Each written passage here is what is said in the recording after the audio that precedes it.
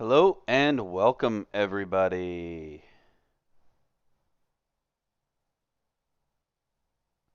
So, we have a Imperium colony this time.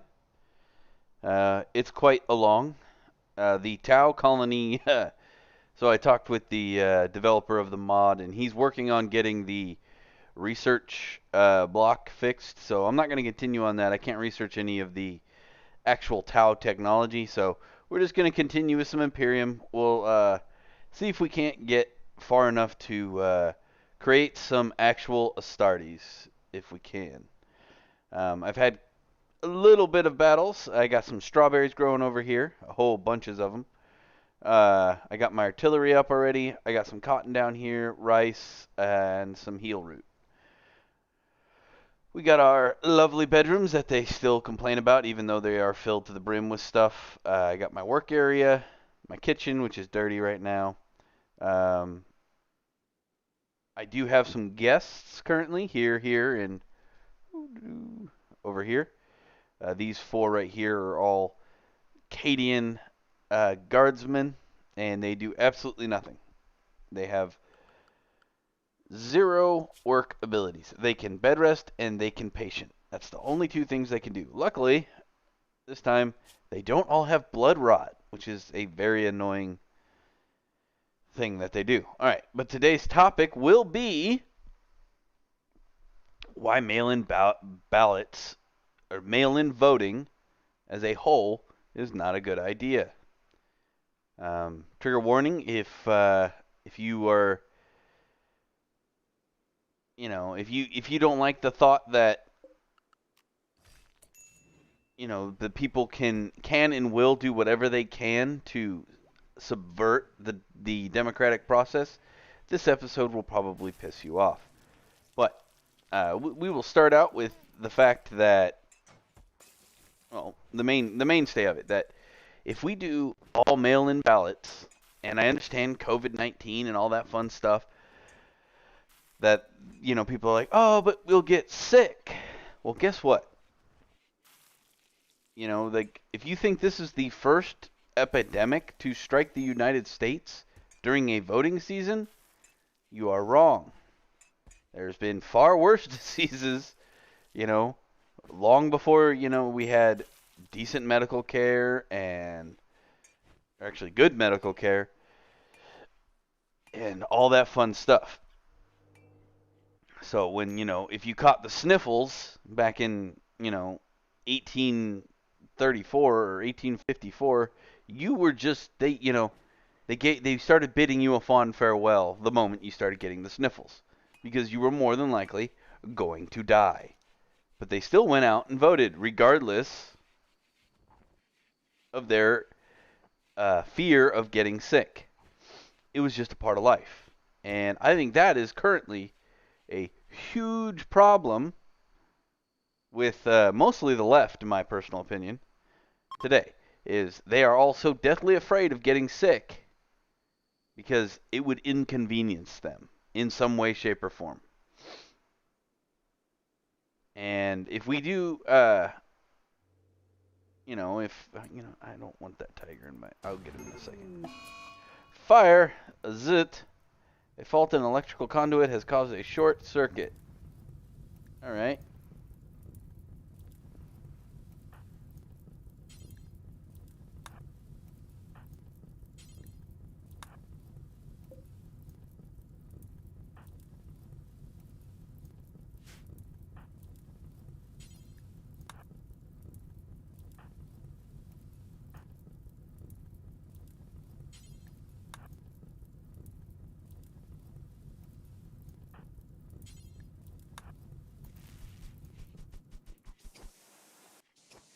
Iggy. All right, they're all back. Anyway, but where was I? Oh, inconveniencing the liberals. Uh, hold on, let me.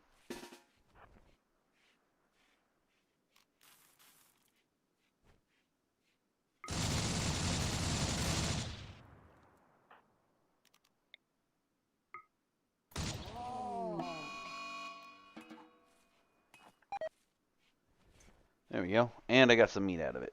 But it was going to sit around there, and eventually it would be trapped, and eventually it would hunt one of my dudes. So, but a lot of people are saying, well, at least we have some way of voting, even if we can't all go out and do it. Well, there's two problems with it. We'll start with the less controversial one. Time.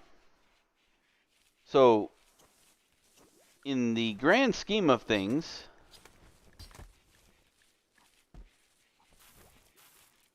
who's doing all my growing and planting?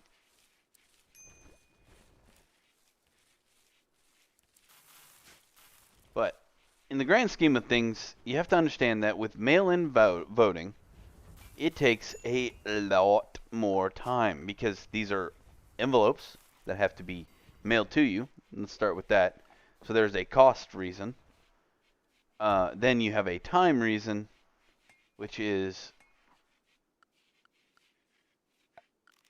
we just, every one of those votes has to be hand counted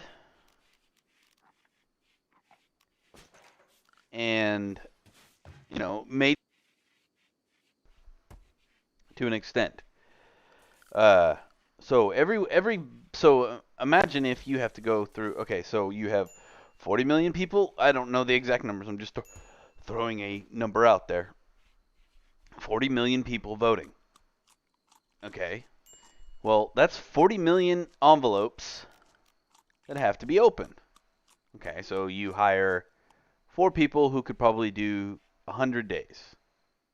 So, because I don't feel like doing actual math,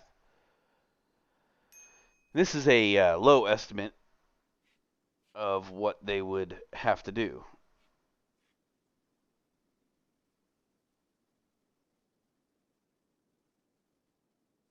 All right.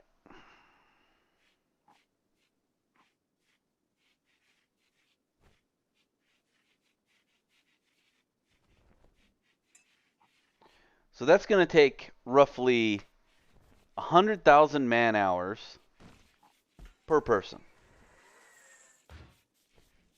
Now, let's see. The government basically pays how much? Let's see. Let's say they were paying a minimum wage.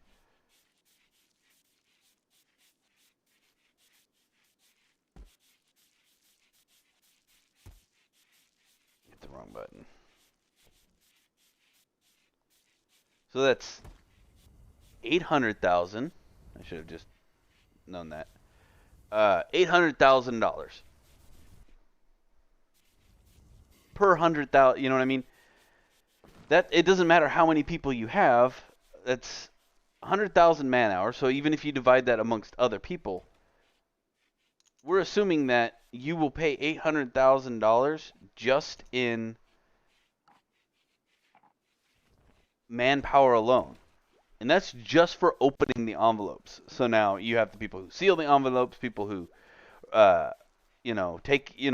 scan the votes in, things like that. And then you're also going to have people, if they do it correctly, who are going to ensure that these votes are all real votes. They're not dead people. Now that is going to be a monumental amount of money because that's not something you're going to have to type in a name. The name's going to pop up. It's going to have a list of things, because your social security, it won't be a name. It'll probably be a social security number, but you get my point. So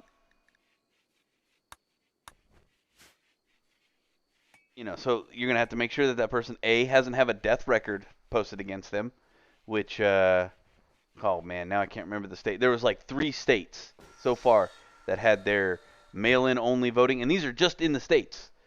And they had to throw out like 58% of them because 58% of the people voting were dead. Riddle me that one, Batman. So if this is starting at state levels, imagine what'll happen at an entire country level. The whole of the United States. Do you think they are not going to take advantage of the fact that when we say, oh, we're going to, do all mail-in voting, that they're not going to try to, in their most hideous fashion imaginable, in my opinion, because I think subverting the democratic process is a terrible thing because, well, being in the military, I chose to fight for the ability to have those laws and those the ability to vote for my president, to vote for my congressman. If you take those away from me, that pisses me off to for some reason no ungodly end, and I can't imagine why. It seems to hurt me at the core of my human being.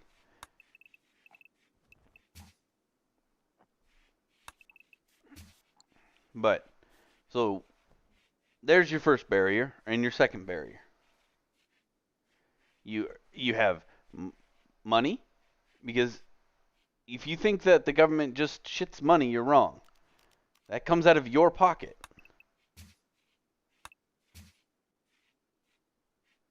You know what I mean? Like that is not a cheap endeavor. That's going to cost everybody a lot of money. So, and here's the thing: is the Democrats, they're gonna think that they're gonna get away with it. If they do choose, if it goes that way, and voter fraud is found, the Democrat, there's no individual is going to be cited for it. By no stretch of the imagination do I think any one person will be convicted or seen as the true perpetrator of this injustice to what we have fought and bled for as a country to have. And if you think mail-in voting is a good idea because you're, you know, scared of the coronavirus, guess what? You need to get over it, because going out of your way to make sure that people can vote is far better, and that the votes are real. The vote, you have to turn in an ID and all this stuff. That is far more important than just getting the actual vote, which is what Democrats want. Now, I will say this in positive to the mail-in voting. I do believe there are a lot of people who don't vote due to the sheer inconvenience of it. I am fully aware of that. However, if you are inconvenienced by voting, then I don't really think you have the right to vote. Now, again, to mail-in voting, there are people who work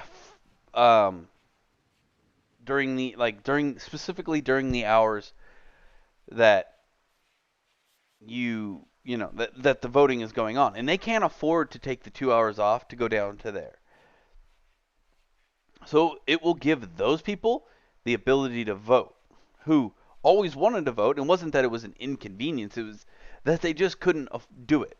And that, I think, is a good thing about it. However, those people can always apply for absentee ballot ahead of time, knowing that that was going to happen.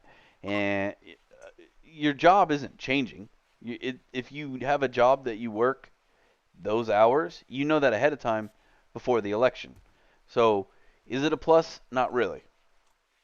Because there was always the option for those people to vote, for their voices to be heard. Now, I will say this about absentee balloting. It is a long-standing irritation of mine, because most military members vote via absentee. Now, absentee ballots are not counted, especially from overseas, until there is a tie or a recount, because it takes so long. There is a reason for it, and I understand it. However, I do not agree with it. I wholeheartedly believe that if my vote isn't being counted as a member of the military, then you've already done a disservice to me. My vote, and this is just a personal thing with this, my vote is that military members get 2 per person. Because they are doing far more for the country and for everything you do in a single day than you will do in a month. Because they have said, I will give the ultimate sacrifice to my country if need be. And that, in my opinion, is far more honorable than you getting up in the morning, opening up an envelope, and sending it back in. But your vote counts the same as theirs. In fact, it counts more because they're going to actually read your vote, whereas with military members, they don't usually read that vote. Most of the time. I think a few exceptions being when the Florida nonsense happened back when Bush 2 was being elected. So, but this is a massive problem in and of itself, that if we don't do it correctly, so to speak, if it's not done correctly, so let's say you have a province of people getting their ballots sent in from a what is known to be a highly conservative area. So, like the suburbs of said state. Well, those ballots might just get lost or delayed. Not lost, but delayed. Why? Well, because somebody who has more money than the average individual and more of an axe to grind, so to speak, he wants the blue vote. He doesn't want the red vote. So in his state, the red votes, they kind of get, lost for a little while. We'll find them eventually, which, in my personal opinion, has already happened once with Jeb Bush. I wholeheartedly believe that those were not lost on accident.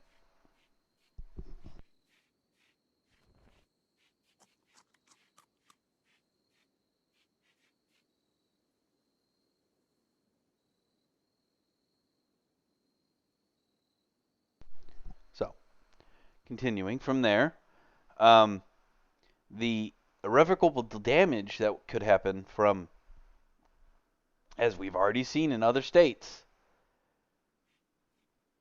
specifically blue states, mind you, that all of a sudden, very, very old people, as in 1800s death, on some of those have been found to be in voting boxes. Now they have social security numbers and they have all the other identification.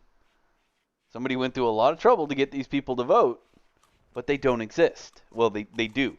They are just in, jars and in boxes. Or in some case, sarcophagus, depending on their wealth. But you get my point, is dead people were voting. And for this to happen, like, this was a long-standing conspiracy before it actually happened. And the fact that, these states went out of their way to already do this before everyone's like, hey, this could be a problem. Everyone was saying, hey, this could be a problem. And then these states did it on a state level to find out, basically, in what I see is they did this to find out whether or not they could actually get caught doing it. In other words, that if there are people watching them while they're voting, or what their ballots are saying. So my personal take on it is no mail-in ballots, none whatsoever. In fact, there might be some better ways to go about it.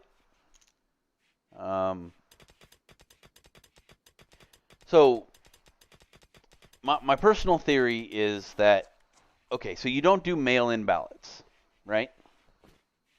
Now, this doesn't eliminate the possibility of voter fraud, but I think it will reduce it significantly. Where you have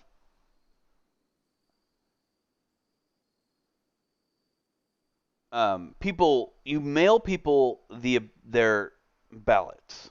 Okay, so they at home they vote, and then all they have to do, instead of sitting in a booth, going through a line, sitting in a booth, voting, standing and congregating around each other, you drop off to a certified voting clerk your vote. So it gives you the access to do the actual voting at home, where you can research and look at each individual candidate and things like that and get knowledge. Because that's kind of there are a lot of things that you vote on when you're in the booth. You don't know who those people are. You just cast a vote because it's on the paper. You have no idea anything about the position or what they're doing. And most of the time, those particular groups of people are, well, they're running against nobody anyway. So it doesn't really matter. Sorry, I have a frog in my throat this morning. Give me 1 second.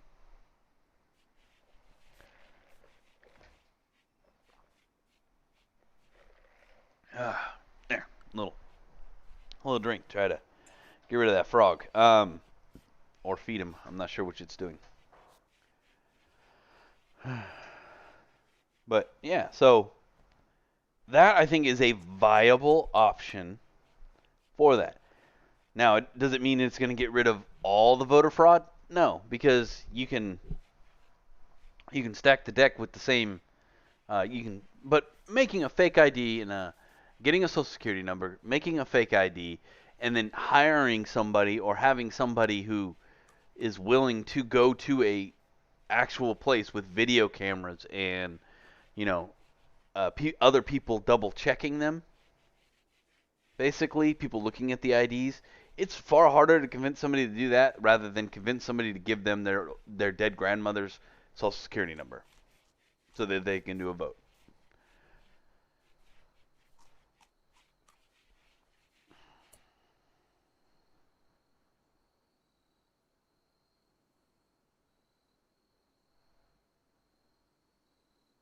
What happened? I got Juno, Weeks, menu. Where's Deli? Where's he going? Whatever. But so yeah, in my opinion, it's far harder to convince somebody to do that. It's far harder to convince them to go out of their way to. Oh, he chose that bed over that one. Got it.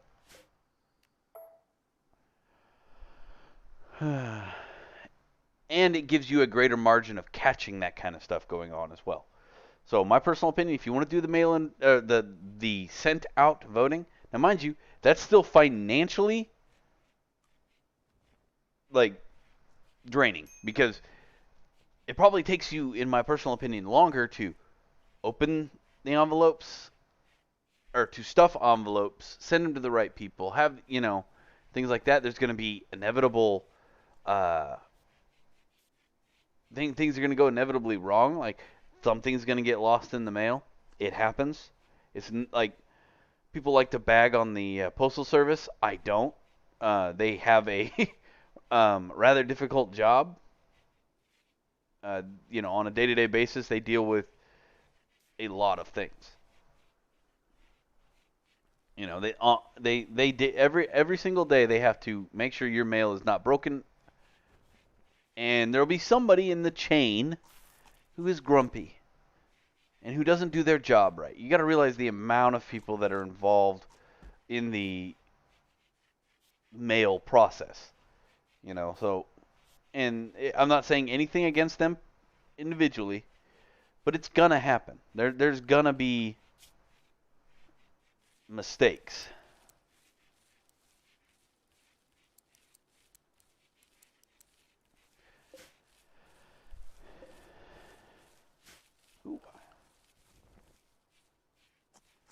I making...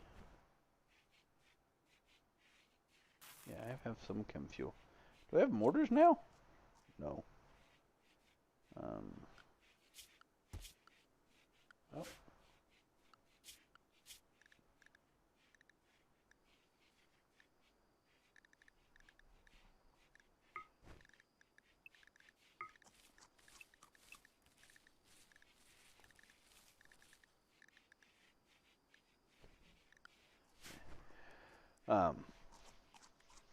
Where was I?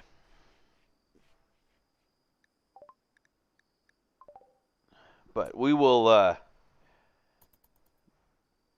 you will see that in the end, if it is in fact done via that route, that's what I was doing at work. Crafting. Who else can do crafting? Him? We'll go these down to 2. There we go.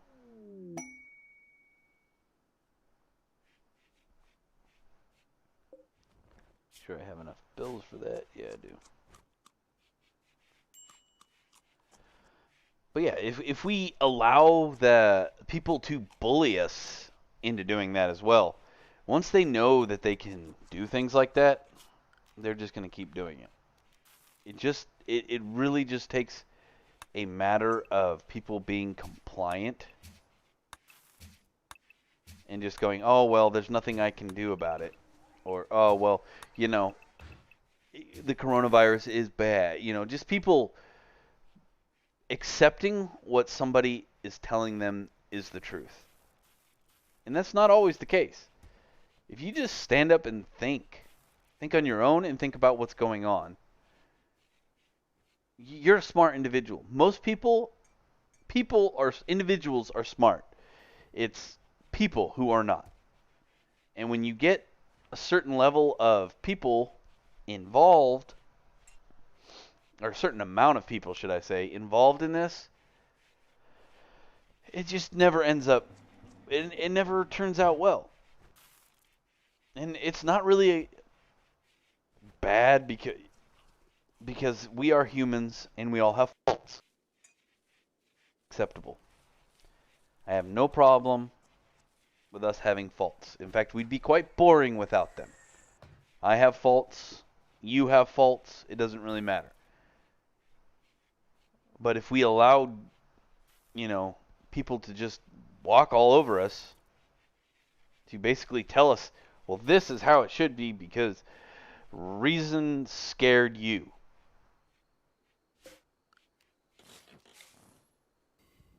And it's not